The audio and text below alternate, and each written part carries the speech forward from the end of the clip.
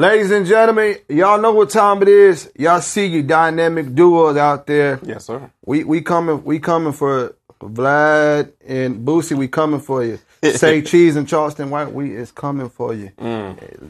Jay Ross and Kyle, we is back in the bricks. Back to the bricks with my back's on the bricks. You know what I'm saying? You ready to get the people Let's talking? piss some people off, man. Let's talk. Let's go. We're going to probably piss each other off too over here. Let's get it. Let's get it, man. Look, man, we got to talk about it. Katt Willams, Club Shay Shay. Let's just get your overall thoughts on, you know what I'm saying, on that appearance. If I'm going to sum it up, my overall thoughts is he's going on tour. Why not? Congratulations to both him and Shannon. I really love Shannon, so I'm really happy for him. This might be the biggest podcast moment of all time in history. Facts. So congratulations to both of them. And if he's starting on tour, like, you know, Tommy Davidson is on tour with him. Well, okay. So the ticket sales and the ticket prices are. So it was an opportunity. I think that a person is allowed to have their say. Right? And for a couple issues, he deserved to get his say out. And then the rest was fuck shit. In my personal opinion. The rest was fuck shit. You know what I'm saying? What do you think? I think that he's standing on business, as we say these days. A lot of the stuff that he's been saying, he's been speaking on for years. So that's why I can't necessarily agree with everybody's like, oh, the mental issues, and he probably does. I don't know, but I don't want to just paint that narrative because no. Just because he's going against this grain and he's speaking on some weird stuff that he's been seeing. I'm not going to say, oh, he's crazy or he's tripping, because we got to keep it 100. A lot of the stories that he's been saying about Hollywood, we hear all the time. It's a lot of weird stuff that goes on in Hollywood with these scripts. Can I ask you a question? Go ahead. Let's say I got aspirations of being an actor. Right. I go to Hollywood for a year. I come back. And you're like, yo, what's going on, man? How was it? And I'm like, look, this place is a devilish, sick place. To where they're trying to emasculate men by putting them in dresses. It's a lot of dick coming at faces, and you can't trust anybody. It's a really dangerous, toxic place. And if, you're my friend, so you're just like, man, I'm sorry to hear that, man. So what you going to do now? And then I go, well, I got a casting call the next day. I'm supposed to be going up for this role and this. And because you my nigga, you're going to be like, oh, okay, congratulations. But in your head, you're like, why the fuck do you want to go back to that? You just told me how crazy this atmosphere is. Why would you want to go back to that? I call cap on that kind of shit. If it's that bad. I don't know, man. I can't really call it, because there's been a lot of people that became comedians, not just comedians, but actors or was it rappers who all say like, hey man, like some fuck shit that's going on. Sure. They want to put me in a dress. Because, I mean, what's your thoughts even on the whole dress thing? I got a lot of thoughts. My first thought is, on the thought itself, it's not an original thought. That was Dave Chappelle 17 years ago. It was an observation by Dave Chappelle. Since that, 17 years ago, it recycles itself every 5 years. Whenever our particular culture gets pissed off by something, Jaden Smith was in a dress, it comes back around. Or this comes back around. Or this comes back. It always resurfaces every 5 years. It's not an original thought, right? And I don't think the black community is keeping it real with itself. Elaborate. I was born in 82. I was raised in the 80s and 90s, but especially in the 90s, right? And Living Color was ours. That was our generation. That was hip-hop generation. Wanda was funny. Or else he wouldn't have done it that many times. Martin Lawrence, the most seminal black show in the 90s, probably the greatest sitcom. Shanae was funny. Or else he wouldn't have done it that many times. Eddie Murphy, Nutty Professor, when he plays everybody, grandmother and the mom. It was funny. We thought it was funny. Or else he wouldn't have done it. White girls, they wouldn't have done it. These people did this stuff because we as a community thought it was entertaining and funny. So they gave it to us over and over and over and over again. Medea, Tyler Perry is probably the most singular, the billionaire, most powerful showrunner, show creator within our culture. How did he get there? White people? It wasn't white people. White people ain't going to the theaters to go see Madea. That's us.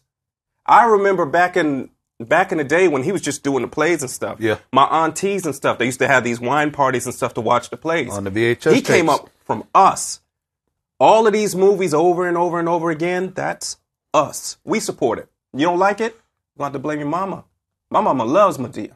I see things that are bigger than this. Like with the Katt, we'll get deep into it. But as far as the dress thing, I mean, you could just say no. It's not your thing. But none of that's original thought. That's not original. And a lot of stuff that he said is just shit that's already been on the internet. Katt Willams got the same internet we do. I seen it. So you think men putting on dress, they're not selling their soul?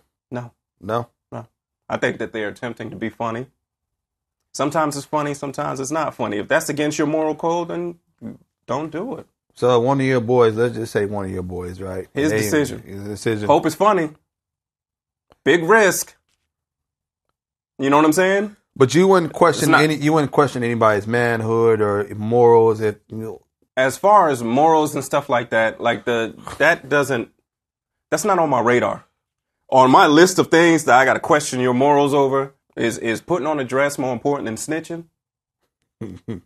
Not really. You know what I'm saying?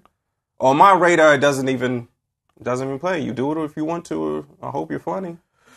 So, but you have a theory that Katt is doing this for a press run. That you know what, I need to get my ticket sales up, and you know what, let me go on this interview and just make up a whole bunch of lies because there had to be some truth. No. I'm not saying that. I am saying we got to keep it real. Like a 50 Cent strategy does exist. You know what I'm saying? 50 knew exactly what he was doing. Pac knew exactly what he was doing. Start some shit up. We react because we love loud, crazy shit. We react. We're going to give you our attention now because views, attention equals money. Ticket sales, stuff like that. So the opportunity presents itself. I don't think it was all of that. Cedric the Entertainer, he kind of asked for that. Because you stole a man's joke. Okay, cool. Now, according to them, they had already worked that shit out. So the next time you get asked that question, hey, me and Katt already worked that shit out. So that's all. That's all I got to say about that. We've already worked that out man to man, so we'll move on from that. To try to do a different narrative, now Katt got to come and have his say. And then a lot of the other shit was just bullshit to me. But we can get into it. I think for him, it seems like they've always all tried to talk down on Katt and, you know what I'm saying, make a certain perception of him. And I think he just got tired of it. And like I said, he doesn't really do the interviews that often. So he's like, you know what, let's clear the air. Let me tell the real. Let's get to the real shit. You know what I'm saying? And I think, shoot, you know what I'm saying? He did what he was supposed to do. My issue, you know what it is? I think that my issue is bigger. I think this is just another example of something that I have a problem with recently. Kanye West, Charleston White, Tekashi 6ix9ine, Whack 100, Blueface, those sort of Orlando Brown, those sort of individuals, and watching people's reaction to those individuals. Oh, he's telling the truth. And people who I think should understand the difference between clout chasing and truth telling and being trill, the lines are blurred. Before I hate on the man, Katt Willams is a solid individual. He's done a lot of solid individual shit for a lot of people behind the scenes. That doesn't make him incapable of doing some fuck shit. I'm just talking about this specific instance. If you actually are a critical thinker, you let people talk and they'll tell you everything that you need to hear about them. If you're actually listening outside of your own fucking perception, niggas already made up they fucking mind. So all you got to do is say shit that agrees with what they already say, and that is what it is, right? If you listen to what the Katt is saying, right? And I said this before. For example, Katt Willams says Cedric the Entertainer and Steve Harvey, Kevin Hart, they a clique. They some gatekeepers. Gatekeepers bad. I agree. Hollywood is a devilish place. And people try to emasculate the black man by putting them in dresses, right? Deep. Same nigga, same interview. And I told them, put it in my contract, that if Ricky Smiley is going to be in a movie with me, then he got to be in a dress because that's where he's best at. time to fuck out. If you're a critical thinker, A, I put it in my contract that if another black man is going to get an opportunity, he has to adhere to my demands. What is that called? Gatekeeping. That makes you a gatekeeper. Number 2, I put it in my contract that if he's going to get an opportunity, he has to be in a dress. Timeout. You the man that's emasculating other black men by putting them in a dress. So aren't you the devil? If Hollywood is a devilish place that emasculates the black man by putting him in a dress, by contract, you made another black man get in a dress. Why do you get an opinion? Why you get to talk? You emasculated another black man. You're the devil. For me, conversation over. What we talking about? You're the thing that you hate. You don't have a point on a dress. How could you let this man talk to you about all these men in all these dresses? You put one in one. By contract. Who can say that but white people? Steve Harvey can't say that shit. Nobody else can say I made another black man by contract be in a dress. You're the only guy in Hollywood that can say that. What are we talking about? But you got to listen. You know what I'm saying? You just let him talk. Listen to him. I think this interview was needed. You know what I'm saying? Why? Why was it needed? And I'm looking at it on a different level besides the comedian stuff, right? Sure. Mainly the Hollywood stuff, right? My issue with people has... Yeah, let's go there. Let's go there. My issue with a lot of people is, nah, that stuff isn't... You know what I'm saying? Nah, they don't be doing no weird stuff. I'm not saying that. And so for him, he's now shedding, and people are waking up now because, okay, it's like, oh, now he has to look ignorant to wake y'all up. You know what I'm saying? That's not true. That's Charleston White type stuff. I rock with Charleston though. But we're talking about Katt though. But okay, we're talking about Katt. Okay, all right. Let's. Let's stay on Ricky Smiley, right? Ricky Smiley. Only thing Ricky said was he was giving the behind the scenes on what's going on with Next Friday. By the way, Next Friday came out 2002. Yeah. I graduated high school 2001. I'll be 42 this year. Who gives a shit? He was talking about who was slated to be in what role, who auditioned for what role. Cool, no problem. Who got the role? Katt Willams got the role. Made his career. What's there to revisit? Any nigga can say, yo, I auditioned, I almost got that. And you just be like, okay. You just laugh that kind of shit off. What are you mad about? What are you so mad about? Why do you have to come back and have your say about something that you already won? A person that wins and is still mad that there was competition feels miserable. Let's go to Kevin Hart. Kevin Hart is a plant. Right? That's what he said. Bullshit. I watched Kevin Hart in the late 90s. Him, Patrice O'Neal, Bill Burr, all of those guys and Dave Chappelle come from New York and Boston, right? They was on a show called Tough Crowd. It was a big show where all of those type of comics come from. He did that. He did 2 specials. After the 2 specials, he did Paper Soldiers with Beanie Siegel and stuff like that. Yep. He was the leading man. He carried the whole movie, right? After that, he did Soul Plane. No. After that, he did 40-Year-Old Virgin. Oh, yeah. I don't like what you're saying. So I'm going to take it as disrespect. Stole the show, right? After that, he did another big special. Then he got Soul Plane. That's how you work your way. Katt Willams talking about Soul Plane like it was like a fucking Oscar, Emmy award-winning film. Soul Plane is like, it's on the top 3 list of the worst movies of all fucking time. Agreed. It was a big budget black movie, right? Something that he would be in. So he's a leading man in that. That's 2 leading man movies, right? And then him and Katt actually worked together. Oh yeah, don't forget Shaq's All-Star comedy special. Kevin Hart stole the show. His star is rising. Katt Willams got casted in Fool's Gold with Matthew McConaughey. Had some sort of DUI or something like that. He couldn't go to Australia. It's next man up. You need a little black funny guy in that day. If it's not Katt, it's going to be Kevin. Kevin got the role. They worked together on comedy specials, plenty of them, and then they worked together in a movie or 2. Was he a plant then?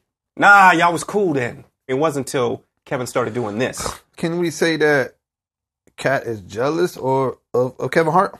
I think so. I think it's professional jealousy. I think that he's looking at somebody who he feels who has not worked harder than him or is not funnier than him or better than him get to a position where maybe he doesn't feel like he deserves. I think what Katt is, he's angry, right? Like I said, he said they're all a clique. And we don't know what goes on behind the scenes as far as... Nobody knows if any of this. Right. So, and he probably feels like, hey, they downplay him, they disrespect him behind the scenes. So, how is he going to get his voice heard? He got to come... The way that he paints the narrative, I don't even want to... I hate even getting into it. So, Illuminati. Kevin Hart Illuminati. Now, I just showed you how to build up your career to be a leading... By the time he got to any major Hollywood movie, he'd already been a leading man like twice. Now, those who watch this, I know they're going to kill me, but whatever. Research everything that I'm saying. Now, I want y'all to check Katt Williams' IMDb, about 60 movies. I'm not the biggest Katt Williams fan. To me personally, I know that he's talented. I know that he's a good individual. And I know that he's funny. But to me, he's like funny to black women. Not my sort of thing, right? So maybe I'm not brushed up on Katt Williams enough. So can you tell me, when has Katt Williams in a movie been a leading man? The focal point of a movie, even the independent Master P type budget movies. When has he ever been a leading man? I'll wait. The Haunted House movie with he wasn't the leading man. That was Mike Epps. Mike Epps with the blacks. Okay, now so you might be. When has he ever been a romantic interest? When has he ever been an action star? When has he ever been a dad? Just a regular dad. You know, like Cosby and Ghost Kids, or 60 movies, television shows. He don't have the history to even carry a project as the leading person. But you mad at Kevin Hart? You know, ever since this came out, I've seen a whole bunch of defense of Katt Williams. So they start listing all his attributes. And one of those attributes is that he funds his own projects. Even in the projects that you fund, you don't even put yourself as a leading man. Your whole career is you are the wacky side guy or something. You're never that. But you know who can be all of those things and has been all of those things in movies and major movies and stuff? Kevin Hart. One of those guys is marketable in that way. Any other one is not. So you're basically saying that Katt's been miserable, and this is, you know... I think that Katt Williams is a human being. Capable of human being stuff. Katt Williams is also 52. And in my opinion, a bit... This nigga is wealthy, beautiful family, 10 kids, adopted 9 of them, successful, working, healthy. What you so mad at, bro? I felt one of the most interesting things that I felt he was telling the truth about was the situation with Bernie and Steve. Because I've heard I've seen the, you know, combos where there was some ruffles between Steve Harvey and Bernie Mac. Sure, that happens with people. Can we name, there's only one rap group in the history of hip hop that is still stuck together and never broke up. One. Hip hop's 50 years old. All of them at some point in time break. All of them. Only the Locks. Brothers fight. The thing with Katt and Steve Harvey is years. Years ago, it was one slight. See, that's what these guys do. Your Kanye's and all of them. They have the talent to make it feel like they're doing this to us, but really it just happened to them. One slight became this big old thing. Katt Williams wasn't famous. His sons wanted an autograph to talk to Steve. Steve brushed him off and dissed his dad. From that point on, 7 years later when he got on, I think there's the crowd that don't know a couple years back in the World Star days when they were going at it and they had that thing in Detroit where it was Katt versus Steve Harvey. And Steve came out and did his routine and then Katt just talked about Steve the whole time. So they been going at it. This ain't shit. None of this new. And that's why I hate the shit where it's like, yo, he's in there. He's telling the truth. What's the truth? Steve Harvey wore a wig. All right. How's that important for your life? How's that any type of truth? How's that not some shit that's already been on the internet? The Mark Curry thing, been on the internet. I seen it. Both of them niggas stole their formula from Sinbad, if we want to be true. Even Mark Curry. Bernie, rest his soul, and I love Bernie, but he stole jokes too. All them niggas stole from each other before there were cameras and the internet and stuff like that. I don't know. I mean, like I said, it was some truth, and there was probably some cap in it. in the interview. But I feel like with Katt is like, I feel like a lot of them try to bully him, man, and it's just like, you know what? Go talk to him. I wish I had his number. No. Everybody call me What I'm Katt. saying is, you got issues? Talk to them niggas. Tell it to them. But you know, he'll be successful. I mean, I just listened to him. I heard him talk in an interview. He was like, toxic people are toxic for a reason because they get something out of it. They benefit from it.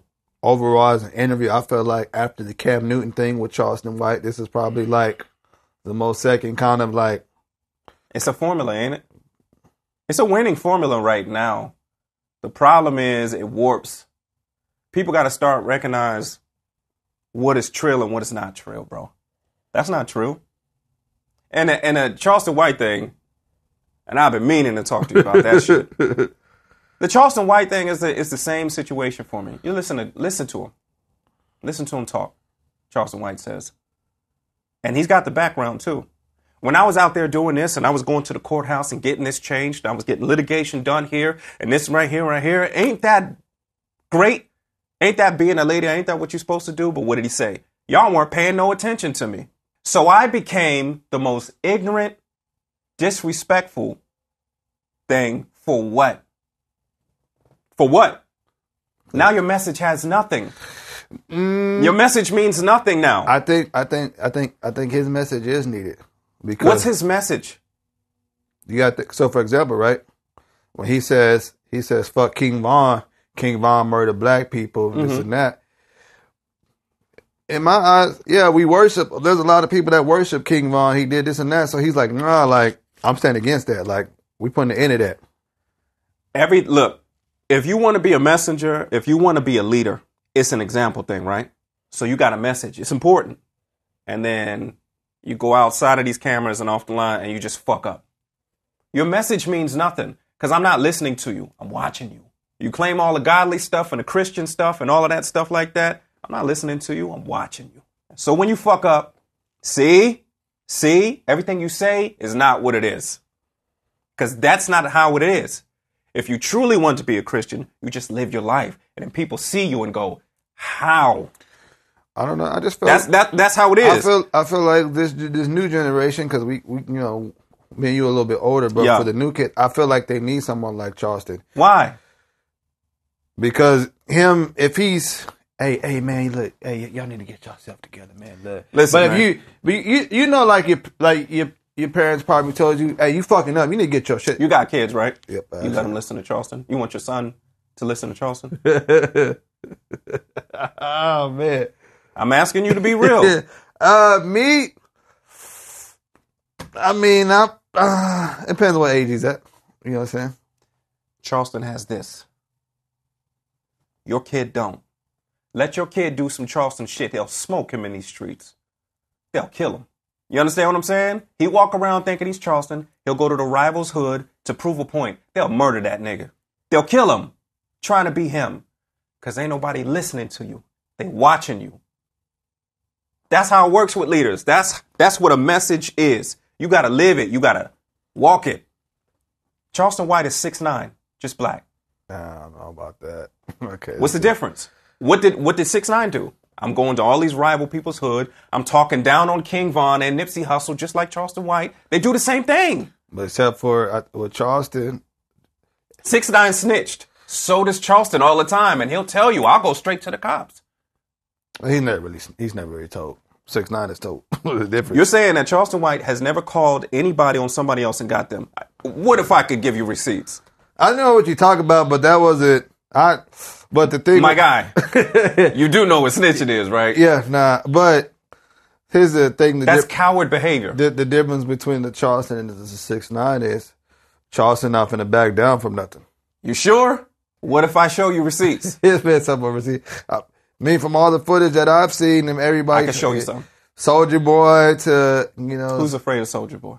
But he's one of that. He's part of that group too, you know. But I'm just saying, like, I feel like with 6'9", you know, he ain't 6'9" is not like that. None of them are like that. I'll take Nipsey, and Nipsey said, "Let a goofy be a goofy. Keep it real, keep it trill." I'll take Pimp C. Pimp wouldn't have played that shit. You know what I'm saying? There are levels to the shit, and that's why I'm saying you just got to watch out for these loudmouths.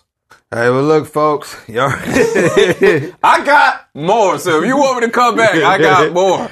Hey, well, look. I respect to Katt Willams. Yeah. Like I said, he's a trill individual in a lot of cases, and there's too many people that attest that he's a real guy. In this instant, I don't appreciate what he did. I think that everybody should be allowed to have their say, but it is better to say it to that person. If you are winning, if you're on top, if they're not on your level, you don't even address it. That's real. That's real man stuff. It's not reactionary. Real man stuff is not reactionary, man. You just let that small stuff be small.